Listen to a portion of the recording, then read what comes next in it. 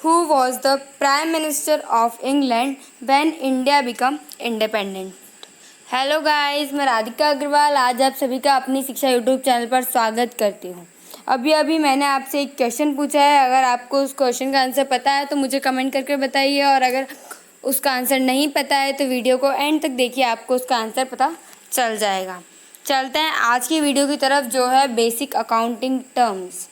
Basic accounting terms में आज जो हम लर्निंग ऑब्जेक्टिव्स पढ़ने वाले हैं वो है goods, trade receivable, debtors, bills receivable. चलते हैं गुड्स की तरफ। Goods are the physical items of trade that are purchased to be sold. Goods वो फिजिकल आइटम है ट्रेड के अंदर जिसे हम बेचने के लिए ख़रीदते हैं।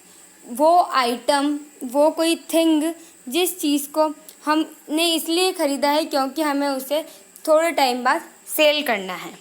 चलते हैं सेकंड पर, जो है आज का हमारा टॉपिक ट्रेड रिसीवेबल।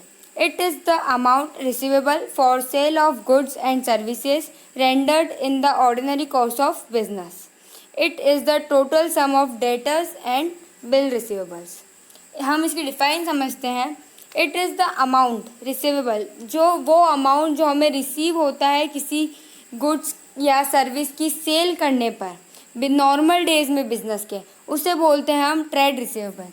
जो अमाउंट हमें मिलता है नॉर्मल डेज में बिजनेस के, वो भी हमने किसी स्टॉक को बेचा है तब हमें मिलता है। उसे आइटम के बेचने पर हमें जो अमाउंट मिलेगा वो हम बोलते हैं ट्रेड रिसीवेबल।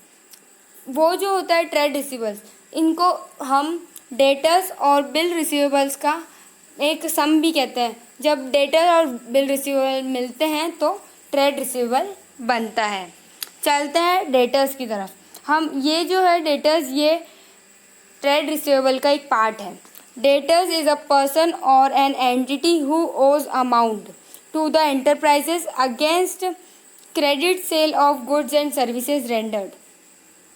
डेटर वो पर्सन है जिससे हमें अमाउंट लेना है क्योंकि हमने उसे क्रेडिट में कोई चीज़ बेची है, हमने उसे क्रेडिट में गुड्स बेचे हैं हमारे, या कोई सर्विस दी है उसे, और क्रेडिट दी है मतलब अभी उधार है उसके पास। हम उससे जब अमाउंट लेंगे, जब तक हम उससे अमाउंट नहीं ले लेते तब तक के लिए वो हमारा डेटर बन के एसेट में आ जाता है। तो वो डेटर जो होता है वो पर्सन होता है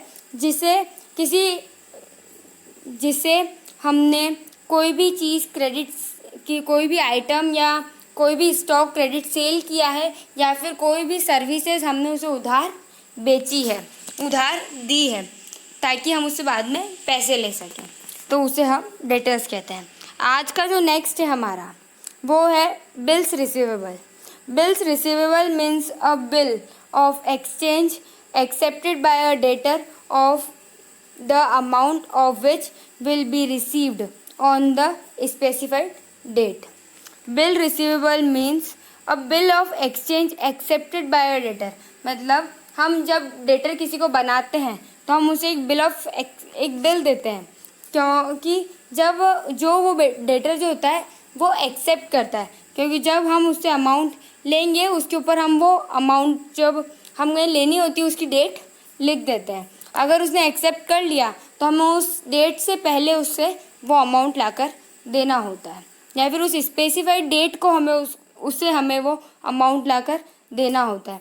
तो the amount of which will be received on the specified date, जो भी हम उससे पैसा मांगते होते हैं वो उस स्पेसिफाइड डेट को हमको लाकर दे देता है।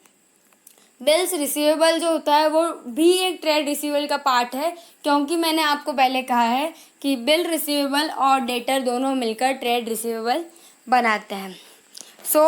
अभी स्टार्टिंग में मैंने आपसे एक क्वेश्चन पूछा था, who was the prime minister of England when India become independent. इसका आंसर है Clement Attlee. Thank you guys for this video. I will see you in the next one. Thanks for watching.